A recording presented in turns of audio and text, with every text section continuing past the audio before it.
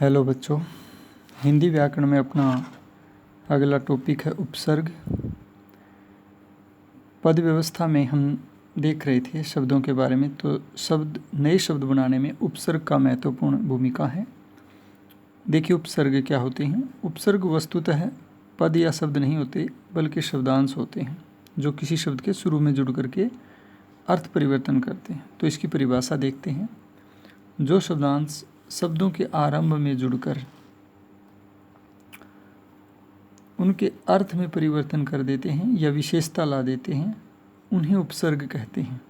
उदाहरण देखिए, जैसे जन्म शब्द है। जन्म माने जन्म लेना। आ उपसर्ग जोड़ दिया तो शब्द बना आजन्म, और इसका अर्थ हुआ जीवन भर, तो इसका अर्थ परिवर्तित हो गया। सफल शब्द है। सफल माने कामयाब होना। ए उपसर्ग जोड़ा तो बना असफल, और असफल का अर्थ बिल्कुल उल्टा हो गया, नाकामयाब होना।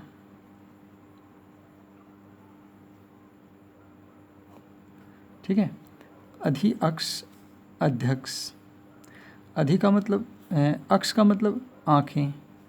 अधि उपसर्ग लगाने के बाद अर्थ हुआ आँखों के सामने। आँखों के सामने। तो इस तरह से उपसर्ग किसी मूल शब्द के आगे जुड़कर, पहले जुड़कर उसके अर्थ में विशेषता ला देते हैं, परिवर्तन कर देते हैं। अब देखते हैं उपसर्ग कौन कौन से प्रकार के होते हैं। हिंदी भाषा में प्रयुक्त होने वाले उपसर्ग जो है वो 4 प्रकार के हैं। नंबर 1, संस्कृत के उपसर्ग जो हिंदी में आए हैं, क्योंकि हिंदी की जननी संस्कृत है। नंबर 2, हिंदी के अपने उपसर्ग जो हिंदी में प्रचलित हुए।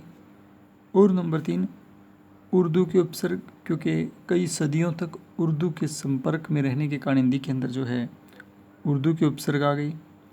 और अंग्रेजी के उपसर्ग। तो अब एक एक करके इनका हम अध्ययन करते हैं। सबसे पहले हम लेंगे संस्कृत के उपसर्ग। जो संस्कृत के मुख्य उपसर्ग हैं वो देख लीजिए। अति है, अधि है, अनु है, अप है। इस तरह से बहुत सारे उपसर्ग हैं। लगभग 22 के करीब उपसर्ग हैं जो हिंदी में प्रयोग होते हैं।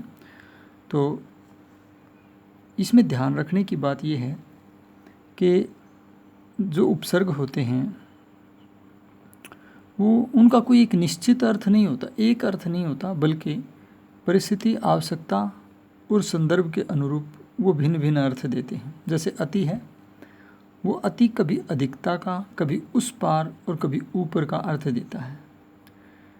शब्द निर्माण कैसे होता है वो देखो। एक अति जमा अंत, अत्यंत। अति जमा आचार, अत्याचार।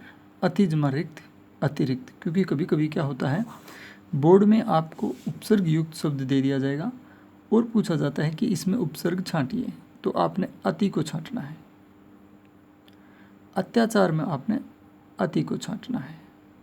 अत्यंत में आपने अति को छांटना है। इसी तरह से अधि। अधि समीपता, प्रधानता, ऊंचाई या श्रेष्ठता के अर्थ में प्रयोग होता है। ये प्रसंगवश अलग अलग अर्थ देता है। उदाहरण देखिए, अधिजमा अक्ष अध्यक्ष। तो जो आँखों के समीप है कोई चीज़ वो अध्यक्ष हो गया। अधिजमा पति। अधि माने हाँ हो गया प्रधान, पति माने स्वामी। किसी चीज़ के मालिक बहुत हो सकते हैं, लेकिन जो प्रधान मालिक है उसको हम प्रधान कहेंगे, अधिपति कहेंगे। ठीक है। इसी तरह अधिकारी, जो कार्य करने में श्रेष्ठ है वो अधिकारी होता है। तो इस तरह से अधि। फिर अनु है, जैसे अनुक्रम है, अनुगामी है, अनुशासन है। इसके पश्चात जो है अप है, अप जैसे अपमान है, अपकार है। उसी तरह अभि है, अभिज्ञान, अभिमत।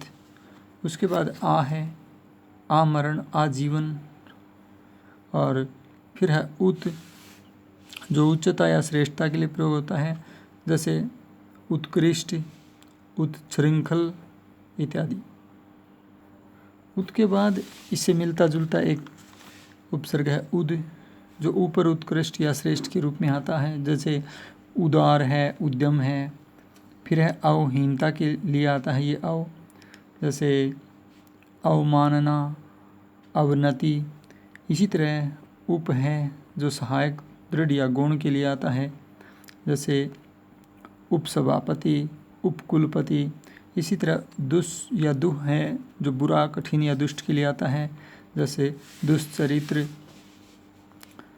दुख, दुशासन। इसी तरह नी है जो भीतर, नीचे या बाहर के लिए भी आता है। ठीक है, उदाहरण के लिए निकृष्ट, निपात या नियुक्त। इसी तरह फिर जो है निस है जो बाहर के अर्थ में या निषेध के अर्थ में प्रयोग होता है, जैसे निस्तेज है, निस्संक है, निस्संदेह है। इसी तरह जो है परा है, परा अनादर, नाश, विपरीत या फिर उल्टा के अर्थ में प्रयोग होता है, जैसे पराजय, पराधीन, पराभव। इसी तरह परि है, परि चारों ओर या अतिशयता के लिए आता है, जैसे परिक्रमण होता है, परिपूर्ण होता है, परिवर्तन होता है। ठीक है, फिर प्र है, प्रगति इत्यादि। प्रति है, उसके बाद जो है वी है, सम है और सु है। ये सारे क्या हैं, ये संस्कृत के उपसर्ग हैं। उसके बाद हिंदी के उपसर्ग देखिए। हिंदी के अपने कुछ उपसर्ग हैं, जैसे ए जो निषेध के रूप में प्रयोग होता है, निषेधार्थक कह सकते हो आप इसको, जैसे असफल है। ठीक है, इसी तरह अन भी आता है, जैसे अनचाहा। ठीक है, अध, अध आधे के अर्थ में आता है, आधा, जैसे मान लो अधपका।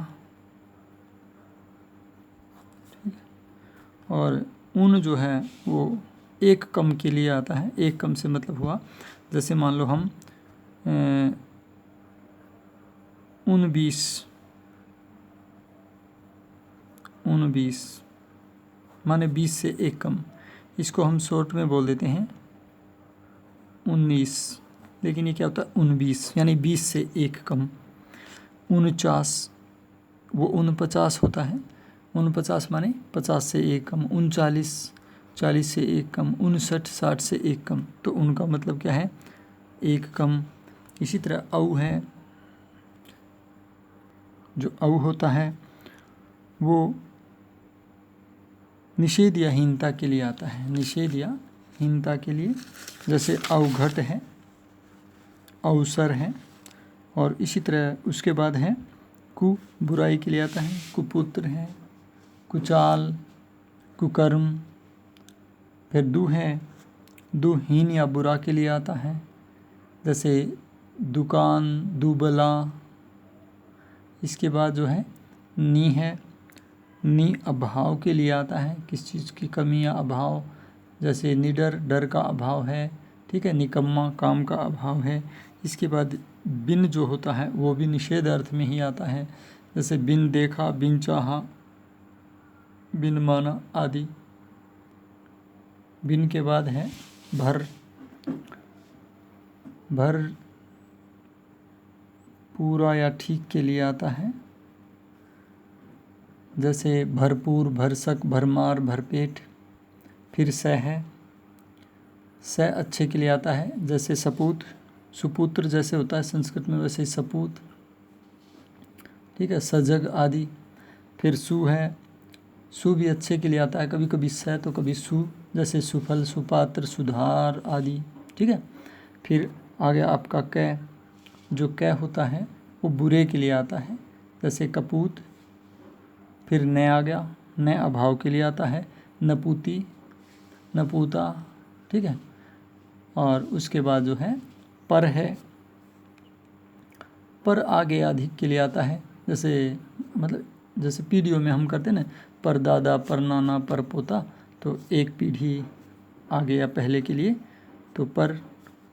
ये सारे क्या हैं, हिंदी के अपने उपसर्ग हैं।